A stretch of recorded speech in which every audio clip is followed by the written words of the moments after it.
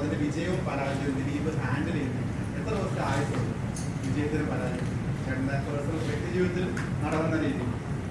ഇല്ല, ഞാൻ പറഞ്ഞല്ലോ, വിജയങ്ങളും പരാജയങ്ങളും ഒക്കെ നമുക്ക് സംഭവിക്കുന്നതാണ്.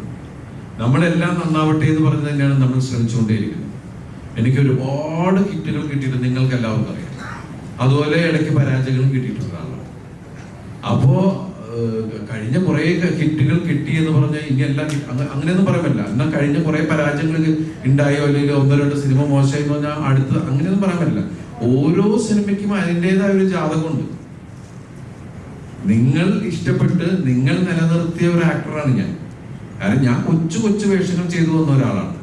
അപ്പൊ ശരിക്കും പറഞ്ഞാൽ എൻ്റെ പ്രിയപ്പെട്ട പ്രേക്ഷകരും മീഡിയയും എല്ലാവരും തന്ന സപ്പോർട്ടിൽ തന്നെയാണ് ഞാൻ ശരിക്കും പറഞ്ഞാൽ ഇപ്പൊ ഈ നിൽക്കുന്ന സ്ഥലത്ത് വരെ എത്തിയിരിക്കുന്നത്.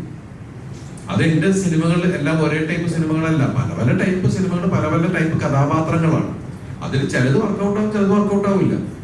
ഇപ്പൊ ഭയങ്കര വലിയ സക്സസ് ഉണ്ടായി എന്ന് പറഞ്ഞാൽ ഞാൻ ഭയങ്കരമായിട്ട് ആഘോഷിച്ച് അങ്ങനെ നടക്കുന്ന ഒരാളല്ല. പരാജയവും വിജയവും ഇതിന്റെ ഒക്കെ ഭാഗമായി പോകുന്നു. പിന്നെ ഒരു പടം വർക്കൗട്ട് ആയില്ലെങ്കിൽ നമുക്ക് സങ്കടം എന്ന് വെച്ചാൽ പാവം അതിന്റെ പ്രൊഡ്യൂസർ അത്രയും നമുക്ക് ചിലപ്പോൾ അടുത്ത സിനിമയിൽ അത് കവർ ചെയ്യാൻ പറ്റും. പക്ഷെ ഒരു പ്രൊഡക്റ്റ് വരുമ്പോൾ ആ പ്രൊഡക്റ്റ് ഫെയിലിയർ ആയി കഴിഞ്ഞിട്ടുണ്ടെങ്കിൽ അതിന്റെ നഷ്ടം പ്രൊഡ്യൂസേഴ്സിന്. പിന്നെ നമുക്ക് എപ്പോഴെങ്കിലും അടുത്ത സിനിമ ചെയ്ത് കൊടുക്കുക എന്നുള്ളത് മാത്രമേ നമുക്ക് ചെയ്യാൻ പറ്റൂ. നമ്മളെല്ലാവരും ഏത് സിനിമ ചെയ്യുന്ന ഒരാളും ഈ സിനിമ നന്നാവണം എന്നുള്ള പ്രാർത്ഥനയോടുകൂടി ഞാൻ ചെയ്യുന്നു. അപ്പൊ നമുക്ക് ഇതിന്റെ ഫെയ്റ്റും നമുക്ക് അറിഞ്ഞൂടാ.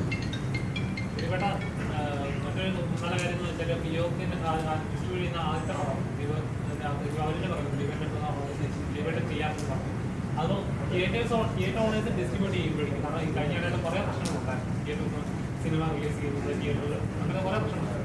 ഇനി ഒരു പ്രശ്നങ്ങൾ വന്നാലും ഞങ്ങൾക്ക് ഇനി ഡിസ്ട്രിബ്യൂട്ട് ചെയ്യാൻ ഞങ്ങളുടെ ബ്രാൻഡ് കമ്പനി ഉണ്ട് എന്നൊരു സ്റ്റാൻഡിന് വേണ്ടിയാണ് ഒരു അല്ലല്ല. കാരണം 10-21 വർഷമായിട്ട് ഞാൻ ഡിസ്ട്രിബ്യൂട്ടർ അസോസിയേഷനിലെ ഒരു മെമ്പർ കൂടിയാണ്. അത് മാത്രമല്ല, ഞാനിവിടെ 21 വർഷമായിട്ട് സിനിമ ഡിസ്ട്രിബ്യൂട്ട് ചെയ്യുന്ന ഒരാൾ കൂടിയാണ്.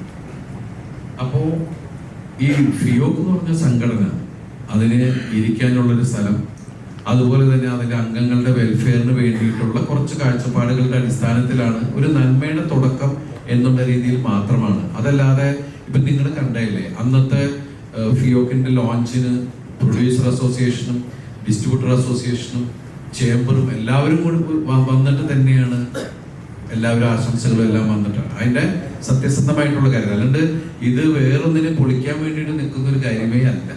അങ്ങനെ ചിന്തിക്കുകയും ചെയ്യുന്നത് ദൈവീയത് മനസ്സിലായി.